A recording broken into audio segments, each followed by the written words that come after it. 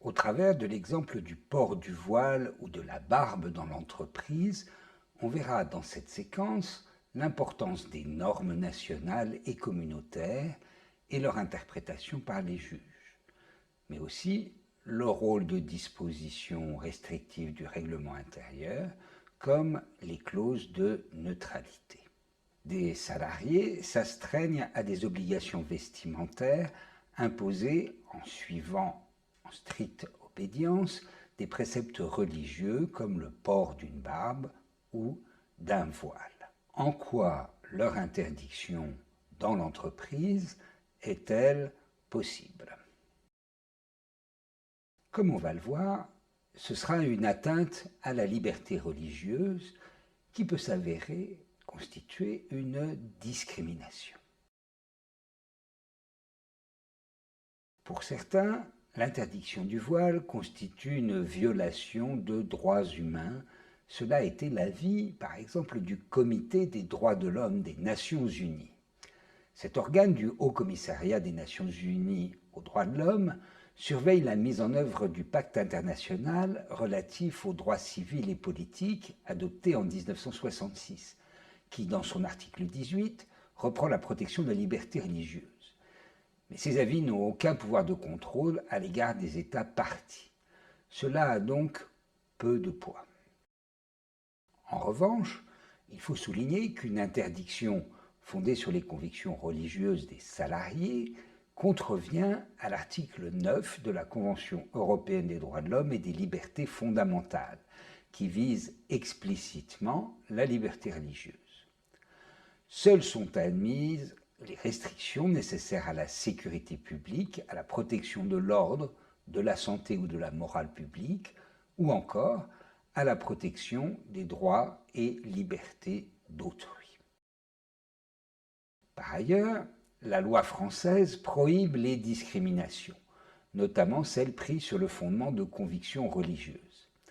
À cet égard, le fondement de l'interdiction sera déterminant. Le principe d'égalité de traitement correspond à l'absence de toute discrimination. La discrimination s'apprécie à l'aune des définitions de l'article 2 d'une directive du Conseil de 2000, transposée en droit français dans une loi du 27 mai 2008. Cette discrimination peut être directe ou indirecte. La discrimination directe consiste en ce qu'une personne soit traitée de manière moins favorable qu'une autre dans une situation comparable.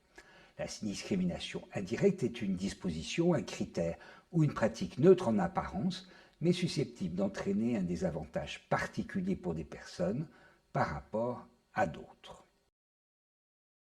La restriction apportée à la liberté religieuse peut cependant être admise dans certains cas. C'est le cas, selon l'article L. 1121-1 du Code du travail, d'une restriction justifiée en raison de nécessités liées aux tâches exercées et proportionnées au but recherché. La règle est reprise pour des dispositions restrictives contenues dans un règlement intérieur selon l'article L. 1321-3.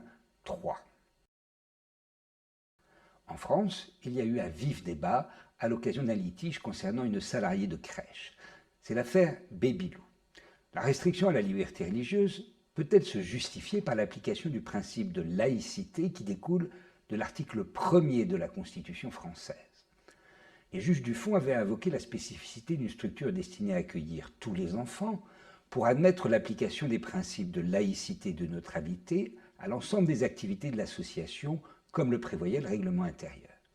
Ce raisonnement tend à assimiler la crèche à une entreprise de conviction laïque et la laïcité à une conviction, ce qu'elle n'est pas. En 2014, l'Assemblée plénière de la Cour de cassation a récusé à la crèche la qualification d'entreprise de conviction. Le principe constitutionnel de laïcité ne s'applique pas aux personnes privées, sauf à démontrer que celles-ci exercent des missions d'intérêt général. Dans cette affaire, la première décision de la Cour de cassation en 2013 a conclu que le règlement intérieur ne pouvait instaurer de restrictions à la liberté religieuse. Il eût fallu que l'interdiction du port de voile ait été justifiée par la nature de la tâche à accomplir et proportionnée au but recherché, comme l'exige le Code du travail. Les juges se sont contentés de relever que la restriction édictée était générale et imprécise et partant que l'interdiction ne pouvait pas fonder un licenciement disciplinaire. Après une décision rendue par une cour d'appel de renvoi, ce fut à l'assemblée plénière de la Cour de cassation de se prononcer. Elle a considéré que la disposition du règlement intérieur incriminé était suffisamment précise, justifiée par la nature des actes accomplis par les salariés de l'association et proportionnée, donc conforme aux exigences légales. Ce n'est pas tout. Une condition de validité des restrictions à la liberté religieuse est posée par une directive de 2000. Elle prévoit explicitement qu'une différence de traitement n'est pas constitutive d'une discrimination indirecte dès lors qu'il s'agit d'une exigence professionnelle essentielle et déterminante, et que l'objectif soit légitime et l'exigence proportionnée. Cette condition s'avère particulièrement importante en l'absence de dispositions de règlement intérieur. Ainsi, pour la Cour de justice de l'Union européenne, une règle interne, comme un règlement intérieur, ne revêt pas un caractère discriminatoire si elle est justifiée par l'application d'une politique de neutralité, par exemple vis-à-vis des clients, et avec des moyens de réalisation de cet objectif qui soient appropriés et nécessaires, comme la prohibition circonstanciée de l'affichage convictionnel. Mais cette politique de neutralité doit correspondre à un besoin véritable de l'employeur et être mise en œuvre de manière cohérente et systématique, et elle doit enfin être limitée au strict nécessaire. Nous disposons de précisions supplémentaires car la Cour de cassation a posé une question préjudicielle à la Cour de justice de l'Union européenne dans un récent litige. Pour celle-ci, la volonté d'un employeur de tenir compte des souhaits d'un client ne peut constituer cette exigence professionnelle essentielle et déterminante. C'est subjectif. Un objectif de sécurité du personnel et des clients avec la prévention d'un danger objectif peut s'avérer légitime. Mais dans cette affaire, son existence n'a pas été démontrée par l'employeur pour l'interdiction du port d'une barbe dans une mission à l'étranger. Enfin, l'image de l'entreprise avec atteinte à sa politique commerciale n'a pas non plus été retenue dans une dernière affaire. Voyons maintenant que la restriction à la liberté religieuse sera d'autant mieux admise qu'elle aura été préalablement encadrée. Depuis la loi El Khomri ou loi Travail de 2016, l'employeur peut adopter une clause de neutralité dans son règlement intérieur. L'adoption d'une clause de neutralité permet un contrôle a priori des limitations imposées aux salariés. Le pouvoir normatif de l'employeur est contrebalancé par la consultation obligatoire des institutions représentatives du personnel, le CSE, et le contrôle du règlement intérieur par l'inspecteur du travail. Comment apprécier la licéité de cette clause de neutralité ? Les exigences de deux textes se conjuguent. Les restrictions aux libertés individuelles doivent être justifiées par la nature de la tâche à accomplir selon l'article L 1321-3 du Code du travail.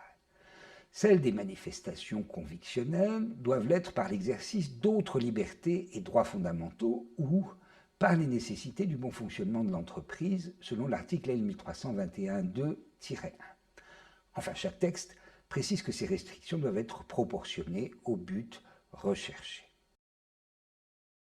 La Cour de cassation fait une application de la règle en admettant la clause de neutralité dans un règlement intérieur dès lors qu'elle est générale et indifférenciée et qu'elle ne s'applique qu'aux salariés en contact avec la clientèle. Les rôles sont bien arrêtés. L'employeur est investi de la mission de faire respecter au sein de la communauté de travail l'ensemble des libertés et droits fondamentaux de chaque salarié, tandis que l'office du juge est, eu égard à tous les éléments du dossier, de tenir compte des intérêts en présence et de limiter au strict nécessaire les restrictions aux libertés en cause. Que le règlement intérieur comporte ou non une clause de neutralité, la mise en œuvre de la restriction à la liberté religieuse n'est pas pour autant aisée. Le premier mouvement de l'employeur sera de vouloir retirer tout ou partie des attributions du ou de la salariée manifestant ses convictions religieuses. Mais c'est encourir le risque d'une modification essentielle du contrat de travail revêtant également le caractère de sanction disciplinaire.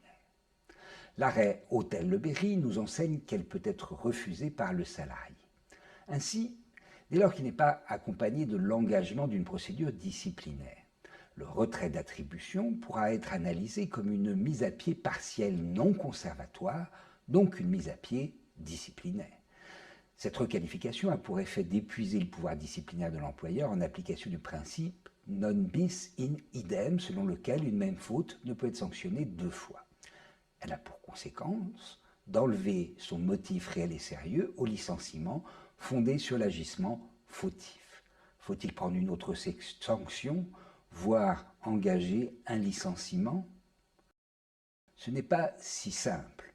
La Cour de cassation a précisé qu'en cas de refus de se conformer à une clause de neutralité justifiée par un contact de clientèle, l'employeur doit rechercher un poste de travail n'impliquant pas de contact visuel avec ses clients plutôt que de procéder à son licenciement. Et ce, en tenant compte des contraintes de l'entreprise et charges supplémentaires. En toute hypothèse, il faut mesurer les risques qui restent considérables. C'est le cas spécialement en l'absence de clause de neutralité puisque l'exigence professionnelle essentielle et déterminante est délicate à rapporter. Avec une clause de neutralité, les conditions de sa mise en œuvre définies dans le règlement intérieur peuvent ne pas être réunies. Selon le nouvel article L1235.3.1 du Code du travail, deux motifs de nullité d'une sanction disciplinaire sont encourus. La violation d'une liberté fondamentale et la discrimination pour conviction religieuse. Quelles sont les conséquences d'une nullité? Tout d'abord, la réintégration du salarié dans l'entreprise peut être demandée par lui. Elle s'accompagne alors d'une indemnité d'éviction à caractère forfaitaire qui répare le préjudice subi en raison de la perte de salaire. Dès lors qu'elle sanctionne la méconnaissance d'une liberté fondamentale, aucune déduction des sommes perçues entre le licenciement et la réintégration effective ne peut être opérée. La demande de réintégration ne permet pas de prétendre au paiement d'indemnités de rupture. Enfin, lorsque le salarié ne demande pas la poursuite de l'exécution de son contrat de travail ou que sa réintégration est impossible, il faut le licencier. Mais en cas de nullité du licenciement pour discrimination, cela va être très onéreux. Une ordonnance Macron a prévu le déplafonnement des dommages et intérêts avec un minimum de 6 mois de salaire. Le juge peut ordonner le remboursement par l'employeur fautif de tout ou partie des indemnités de chômage versées aux salariés licenciés du jour de son licenciement au jour du jugement prononcé dans la limite de 6 mois. Les indemnités de rupture sont dues, mais il n'est plus possible de cumuler l'indemnité pour licenciement nul avec un rappel de salaire.